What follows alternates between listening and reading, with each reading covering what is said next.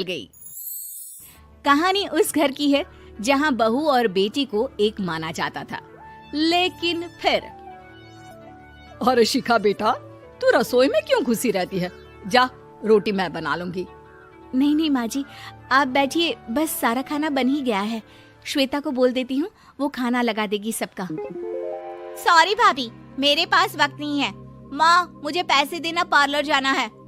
हाँ हाँ चली जाना, भाभी को भी ले जाना। वो भी जाने को बोल रही थी पार्लर, पर पहले ना मदद कर दे उसके खाना लगाने में। देख माँ, वो बहू है, उसे बहू रहने देना, इतना सर पर मत चढ़ा भाभी को। श्वेता, ज्यादा मत बोला कर। बहू और बेटी में कोई फर्क नहीं होता है। जा जाकर काम कर। ननद को माँ का भाभी से इस तरह प्यार करना बिल्कुल अच्छा नहीं लगता। वो बार बार किसी न किसी तरह माँ को भाभी के खिलाफ भड़काती रहती, लेकिन कोई फायदा ना होता। एक रोज, अरे बेटे किशन, जा बहू को कहीं घुमा कर ला। सारा दिन घर में काम करती रहती है।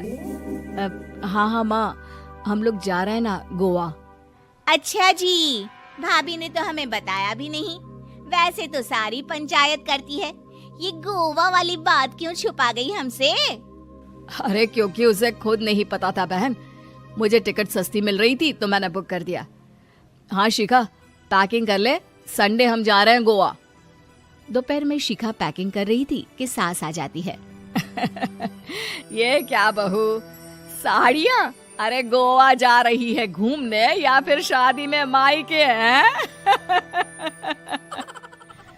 माँ जी, ऐसा कुछ है ही नहीं, समझ में नहीं आ रहा क्या रखूं कपड़े में। अरे तेरी और श्वेता की साइज तो एक ही है। उसके कुछ मॉडर्न कपड़े ले ले, आकर लौटा देना। हाँ माँ जी, ये ठीक रहेगा। शिखा श्वेता के पास जाती है और उससे कपड़े मांगती है। ना जी ना, मैं अपने कपड़े ना दूं। वैसे भी फैल जाएंगे मेरे कपड़े, बहुत महंगे वाले हैं। शिखा मुंह लटकाकर कमरे में आ जाती है तो सास कहती है, चल तैयार हो जा, तुझे मैं शॉपिंग करा कर लाती हूँ गोवा की। बस फिर क्या था, सास बहू निकल जाते हैं मार्केट और एक से बढ़कर एक ड्रेस खरीद कर घर आते हैं। पहले बता देती कि नए कपड़े दिलाने वाली है भाभी को, तो मैं अपने ही दे देती ना भाभी को, मुझे दिला देती नए कपड़े। देख श्वेता, परिवार का मतलब सबके साथ रहना होता है, ना कि सिर्फ अपना सोचना। वैसे भी तुझे अच्छे संस्कार सीखने चाहिए। और रही बात कपड़ों की, तो शिखा, आज से घर पर भी तू मॉडर्न कपड़े ही पहनेगी। कोई जरूरत नहीं है ये साड़ी वाड़ी लपेटने की। अब क्या था, घर पर श्वेता और शिखा एक जैसे रहते। एक बार पड़ोसन आती है। अरे बेटा, अपनी माँ को तो बुलाना, जरा बात करनी है। शिखा सास को बताती है और रसोई में चली जाती है। ये आपकी बेटी बहुत बड़ी हो गई है, इसके लिए एक रिश्ता है, कहो तो बता दूं। ये बेटी नहीं बहू है, घर में सब एक जैसा ही रहता है। वैसे मेरी बेटी भी बड़ी हो गई है, कोई रिश्ता हो तो जरूर बताना। पड़ोसन रिश्ता लेकर उन लोगों के घर आती है। तब श्वेता की होने वाली सास कहती है, तो ये घर है, कितने मंजिल का है? और ये बहू ने आपकी क्या पहन रखा है, जीन्स टॉप? अरे भाई, साड़ी वाड़ी नहीं है क्या इसके पास? देखिए, सर्दी है तो साड़ी में बहू कैसे मैनेज करती, वैसे पहनती है साड़ी भी। देखिए, हम लोग ठहरे पैसे वाले लोग, कोई कमी नहीं है हम लोगों के पास पैसों की, बहुत पैसे हैं, जमीन, नौकर चाकर, कार, सब कुछ है, लेकिन घर में संस्कारी बहू चाहिए। समझ रही हैं ना आप? सास कुछ कहती कि श्वेता बोल पड़ती है, हाय रे, नौकर चाकर से लेकर जमीन, कार, पैसा, हाँ हाँ मुझे रिश्ता मंजूर है, मंजूर है मुझे। अरे रुक जा श्वेता, मैं बात कर रही हूँ ना। देखिए, हम लोगों के घर इतनी आजादी नहीं मिलेगी। अरे हाँ कर देना माँ, हाँ कर दे जल्दी से। सास क्या करती, बेटी की शादी ऐसे घर में कर देती है जहाँ ना उनके विचार मिलते हैं और ना ही आचार। शादी के बाद एक रोज फोन पर, श्वेता बेटा, एक बार घर आ जा, बहुत दिल करता है तुझे देखने का। माँ, वो घर पर बहुत काम होता है, कैसे आऊँ? बड़ा घर है, लेकिन आने जाने वालों की लाइन ही लगी रहती है। बेटा मैं तो जानती थी उस घर का हाल, लेकिन तू ही नहीं मान रही थी। माँ देख, हर घर का यही हाल है। तेरी बेटी को यहाँ घूंघट हटाने की परमिशन नहीं है और एक तरफ भाभी स्कर्ट पहनकर घूम रही है। बेटा, मुझे क्या पता था कि मेरी बेटी को ससुराल के नाम पर पिंजरा मिल जाएगा। अच्छा माँ, फोन रखती हूँ, सास को गर्मा गर्म रोटी खिलानी है। तुम लोगों की तरह नहीं कि एक रोटी बनाओ, एक सब्जी बनाओ, फिर सारा दिन फ्री होकर घूमो। सास फोन तो रख देती है, लेकिन सोच में पड़ जाती है कि एक तरफ बेटी जिसे कोई आजादी नहीं, वहीं दूसरी तरफ बहू जिसे देखकर लगता ही नहीं कि उसकी शादी भी हुई है। अगले रोज। शिखा, अरे ओ शिखा। हाँ माँ, क्या हुआ? कुछ चाहिए आपको? मैं जिम जा रही थी। जिम के कपड़ों में बहू को देखकर सास को घूंघट में अपनी बेटी का ख्याल आता है। देख बहू, घर में बहू की तरह रहा कर।